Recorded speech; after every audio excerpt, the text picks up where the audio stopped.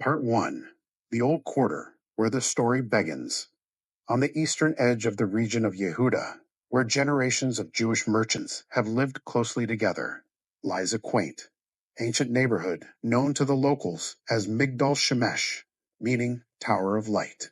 There, every cobblestone seems tinged with the color of time, and every crack on the walls of the old houses appears to record the long history of trade, the murmurs of merchants, craftsmen, and the soft calls of morning street vendors.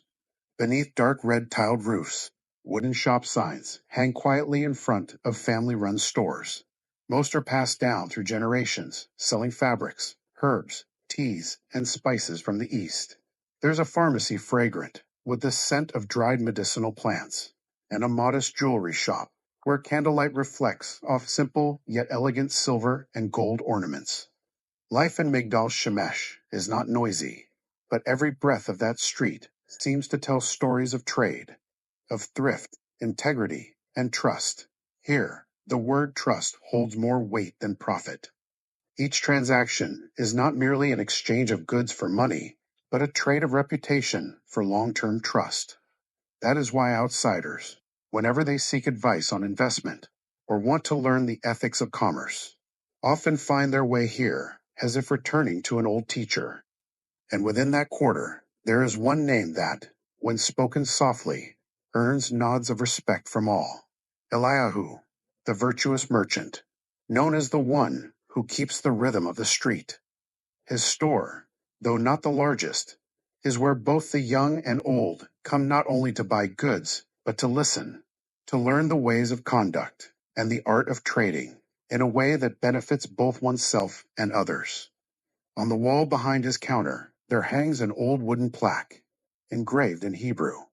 Wealth may come and go, but principles remain in the eyes of those who look.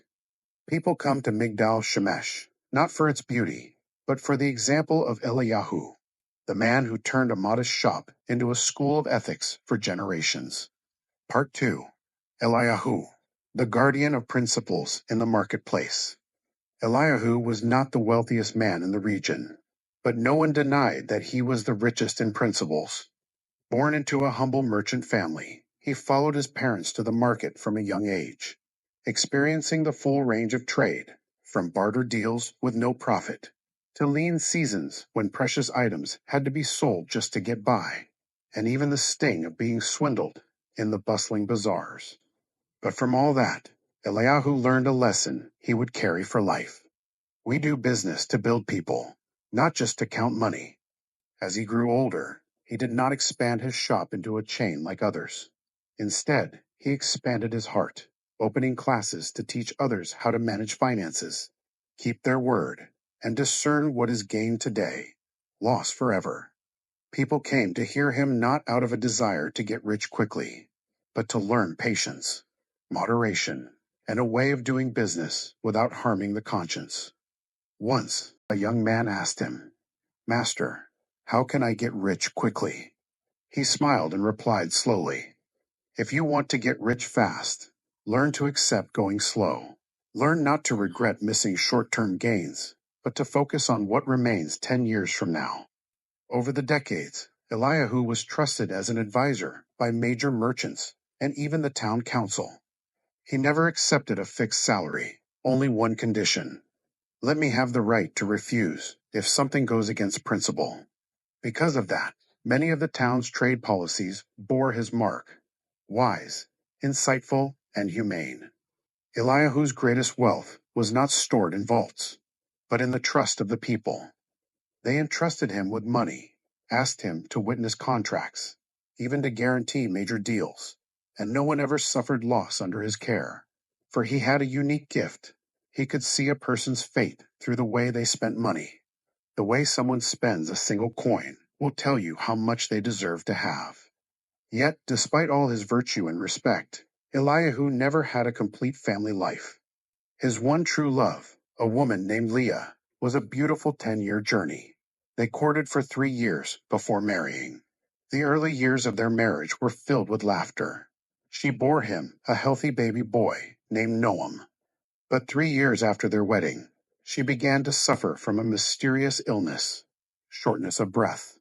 gradual weakness, and no physician could cure her. When Noam turned 7, one quiet evening, Leah passed away, leaving father and son alone in what was once a house full of warmth. Her death became a wound in Eliyahu's heart that would never heal. From that day on, he never remarried, nor did he grow close to any other woman. He remained a widower for life, acting as both father and mother to his only son. Noam was a bright, lively boy who showed early talent in business. He observed quickly, memorized prices well, and constantly asked questions about money and profit. But because of that, he was also overconfident, self-assured, and often ignored the gentle, seasoned wisdom his father offered. Whenever Eliyahu taught, Noam listened with interest, but like a clever child, he'd hear it, understand half, and forget it all once. He turned away. Eliyahu never blamed him.